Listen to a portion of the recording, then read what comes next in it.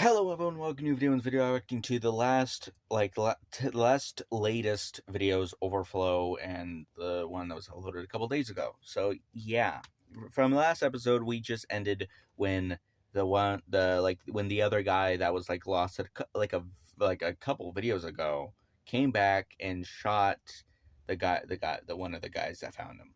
And so yeah, we're going on Backrooms Overflow. And let's go. A starry night. Something that Mark won't ever see. Depending on if Mark's the one that shot the gun. Can you feel the wind on your face? That's what freedom feels like, Mark. But I guess you won't feel that ever again. Since everyone thinks you're dead, and your freedom is gone. I've not been listening to you. 1/100th of a minute. Free speech. Good for them.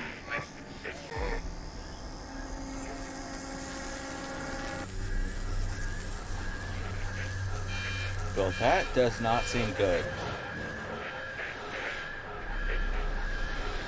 I think the amount of malfunctions that they have on the Backrooms should indicate, do not do this.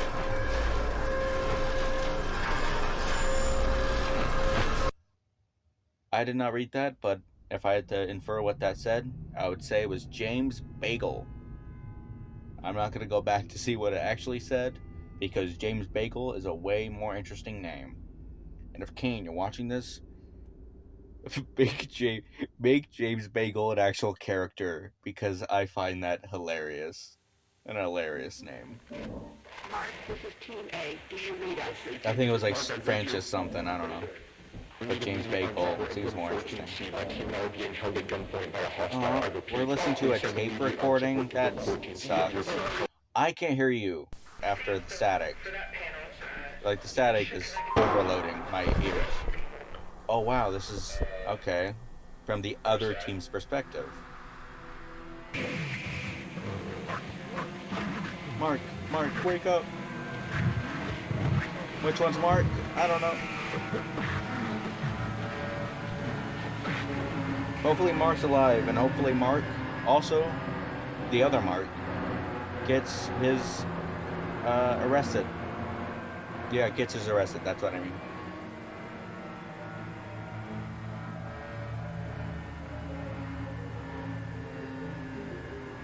I'm just gonna call them both Mark from now on. Well, Mark's running. Don't worry, Mark, you're always gonna be the king of Five Nights at Freddy's.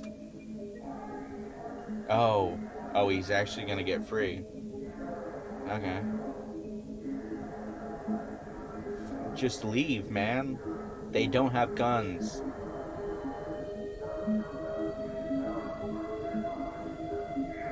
I don't really understand that in like movies and TV shows where someone like with a gun kind of points at someone. Like, just like point it and then just quickly go. You don't need to stand there and be an idiot. Why are you yeah, fucking run, dude. Run before they ruin your life even more. I love how you can see the lines around Mark's silhouette. Man, dude, you can't do anything in that room. Are they actually trying to get this guy? Well, I guess it's some like FBI kind of stuff where it's like they don't want to tell the civilization their secrets. Damn, those scientists are fast. Do Maze Runner type of shit. Do what Dylan O'Brien did. Just slide under it. If you don't know what I'm talking about, watch The Maze Runner. All movies, because I have a year ago. It's been a stressful 15 hours for all of us here, and while he cannot currently be with us, Dr. Beck sends his apologies regarding the numerous inconveniences caused by our decision to keep you here overnight. Now, it appears that the situation has reached a point of some stability. We're still looking into a few things, but I feel that we can now properly address what occurred without running into speculation. What happened last night should not have happened. Well, of course. Not here, not with us. Okay. What occurred was a gross misunderstanding that was the result of some severe information mismanagement. What Even now, I was believe it? most of you still have an Misinformation? incomplete idea of what took place last night. Wait, how did the guy know that everyone thought he was dead? To address the fact that That would mean he would have to escape and then just somehow come back to the place he was. Or I guess he was asking the guy, I guess. Lightly, and were done for only the best of reasons. However, I want to make it abundantly clear that following the events of last night, it has been proven to us that that method of conducting ourselves was not viable. Yeah, with guns, I'm dude. going now to correct this mistake and begin delivering the authentic order of events as we understand them. On the morning of March 1st, a team of 4 researchers was sent into the complex to conduct a routine layout analysis.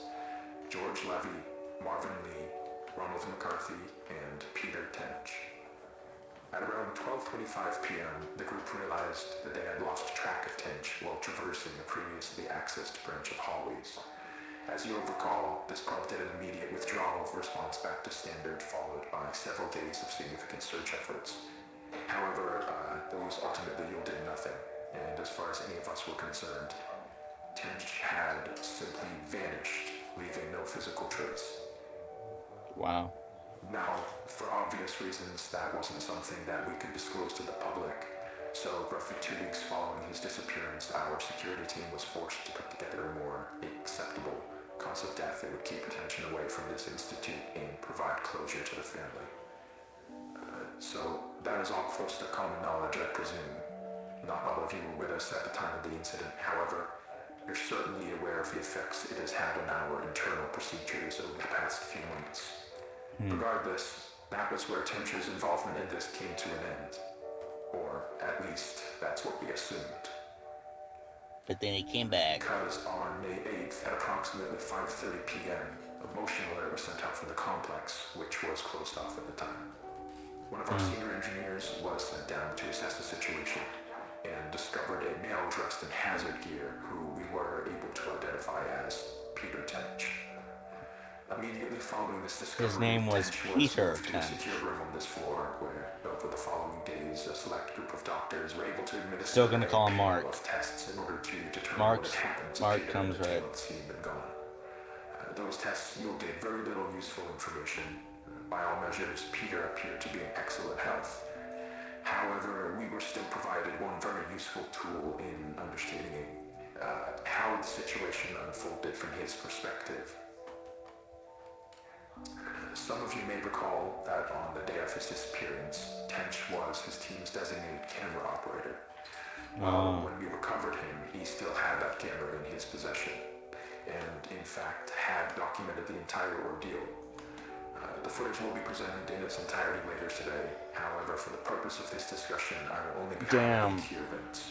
That camera had a lot of footage on it and never died. This is the hallway where Peter was last seen. They're not in view, but you can hear the others walking behind him. Now, as he approaches the branch on the right here, pay close attention to the audio. Guys, can you hear this?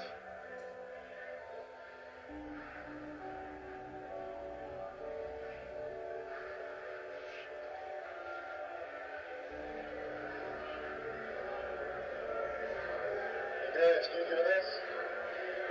Hey!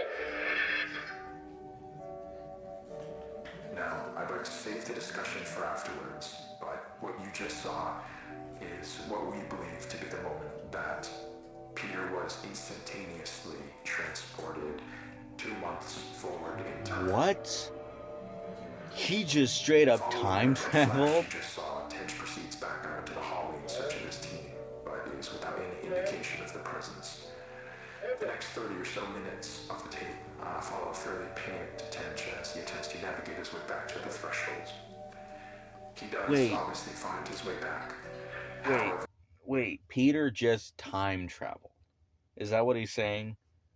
Because, like, it makes sense to, like, think that he did, like, and theoretically, if he did time travel, it would make sense that he tried to get back, and then he found those two people, and then that whole ordeal came to be, right? So if this, so if, so so the backrooms can literally, like, the walls can become smaller or bigger depending on what the monster wants or what the backrooms wants. But also the backrooms could literally be a time machine in a way, where you could just go into it, go in a hallway, and just flash forward like 3 months later. That's not good. That's not fine. Okay. The threshold appears not as he knows it, but as it appeared on the date of May 8th. And this ties us back to the moment when we recovered him. So, to summarize, from his point of view, he had only been inside the complex for several hours. So to him, all of the new developments surrounding the threshold were completely foreign. Luckily, Wow. as I already mentioned, there were people available to manage the situation. So he just, like, he didn't stop for any reason. He didn't stop because it was stupid. He stopped because everything was so different for him. Like, he walked in the room, pointed guns at people, and then just saw everything so different. Jesus Christ, man. And he was in there for hours, but for everyone else, there was, like, it was months. It was, like, months upon months. Well, I guess 3 months, because that's what the guy said, but... unfolded, and over the course of the That's following crazy, days, we man. were able to properly sit down with Peter and work with him to gain a collective understanding of what had happened. However, there was still the very significant fact that Mr. Tench was considered legally deceased as a result of the cover story, and reversing that would be no easy feat. He understood this and was willing to cooperate while we looked for a way to reintegrate him without raising suspicion. Unfortunately, though, that process ended up taking quite a bit longer than we had anticipated, and all the while, Peter was sucked out here, waiting idly by. We did our best to keep him engaged, but it is hard to combat the effects of prolonged sensory deprivation on the human brain, and as a result, Peter's mental state took a toll. Not to a degree that was outright concerning at first, but around did he do it? We noticed that he was starting to exhibit a number of behaviors common in patients diagnosed with paranoid schizophrenia. Oh, wow. Though we don't have reason to believe that Mr. Tench was afflicted with that condition. Whatever the case, while he didn't express it outright, from what we could gather, he appeared to have deluded himself into believing that he was still inside some sort of illusion created by the complex, and that we were secretly looking to do him harm. Jesus. This all came to a head on the night of the 22nd, when, while So in his mind, he never left it. Temporary above-ground residence, he broke away from us and, using stolen credentials, forced his way back into the complex, where he would go undiscovered until just last night, when he ambushed and violently attacked Team B in room 14C, leaving Dr. Bloom in critical condition. We can presume that during the Jerusalem days Tench spent in the complex, he let go of the idea that he could somehow escape through an alternate threshold, but still held on to the belief that all of us here were working to trap him in some way, despite our actions saying exactly the opposite. Immediately after firing a single shot from the Remington 870 to Dr. Bloom's side, Tench fled the scene and headed to the threshold outpost, where he would turn the weapon on several more of you while progressing into standard and through the lower offices. Given the abrupt and chaotic nature of the unfolding situation, it took our security team several moments longer than it ideally should have to figure out what was happening. But thankfully, while Tench was passing through one of the empty labs next to storage, Dr. Maxwell was able to act quickly and managed to disarm him, accidentally discharging the weapon into the ceiling in the process, though. Oh, so bad. However, Tench still managed to avoid apprehension, fleeing into the maintenance wing and evading our security staff by taking the freight elevator to the surface. Now, this situation could have played out very badly given the potential number of witnesses around the building at the time. But luckily for everyone involved, as far as we can tell, Tinch was not noticed as he exited the property. Around 5 minutes later, our security team made it to the ground floor and began a thorough sweep in the direction of the hillside where cameras had last observed Tinch. Now, there's no easy way to say this other than to just say it. I am terribly sorry to inform you all. Is he actually dead? Mr. Tench was found deceased halfway down the hillside. Wow, you can hear someone saying it, yes. It appears that while he was running through some brush, he failed to anticipate a sudden dip in the ground. Oh, wow. And tragically fell forward into a large rock. Given the He didn't even kill himself, it was not something any of us could have. He just anticipated accidentally or prevented. fell. He tripped on The something. tragedy of the entire situation undoubtedly remains, but Dr. Tench, regardless of how troubled he was in his final days, was a brilliant man who gave his all to this project. He would certainly not want us hindering it in his name. What we're doing here is so much bigger than any one person. It is the work of a unified effort, and we need to ensure that that is never lost sight of. That we hold on to the pre-established notion that Peter is and has been deceased. That is done, and there is nothing more to be extracted. Well, nice to ruin the mood.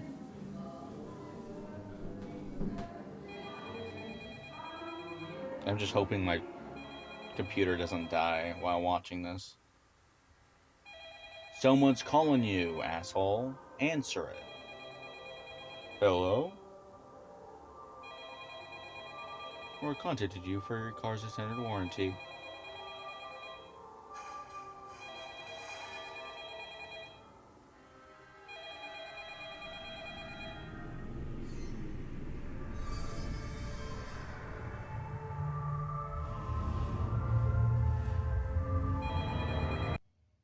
Okay.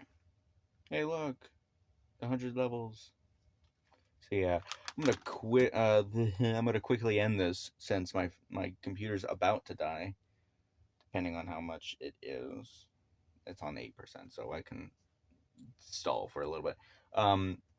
So yeah, that is kind of horrifying. That Peter Tench like went in there with his team, diverted, time traveled 3 months into the future in a way, got found, like tried, like almost got his family back, but honestly I don't think they would have kind of done that because that would be a hard, it would be difficult to even try to do that. So but then he kind of went insane, went back into the complex, and then killed Mark, and then kind of left and tripped on a bush, which isn't funny, but like it's in a way it's funny of like how ridiculous that whole scenario sounds. Like, oh my god, we opened a portal to a different dimension. A guy went into it, time traveled, came out, went back in, killed someone, went back out, escaped the facility, and then tripped and died. Like, it's understandable why you would like fake someone's death in a way, but like if you don't know what happened, I don't really see why. Like I would like tell like the family, like, we have no idea where he is. He might be alive, he might not be. We don't know. Like, you don't need to publicly be like, yeah, Peter Tench is like dead. But like, just tell his family that we don't know where he is. So we're fucking we're lost. So yeah, that's what I would have honestly done. And like the fucking boss being an asshole, being like, kind of I'm gonna stop the recording real quick, I guess, like the screen recording, so it doesn't get lost. So, but just what was it called? Just like him saying, like, don't don't refrain from the main goal of still doing the main complex stuff, right? So that was a kind of asshole thing that, in my opinion, I hate that. Just kind of, I don't know, I find it stupid, but yeah.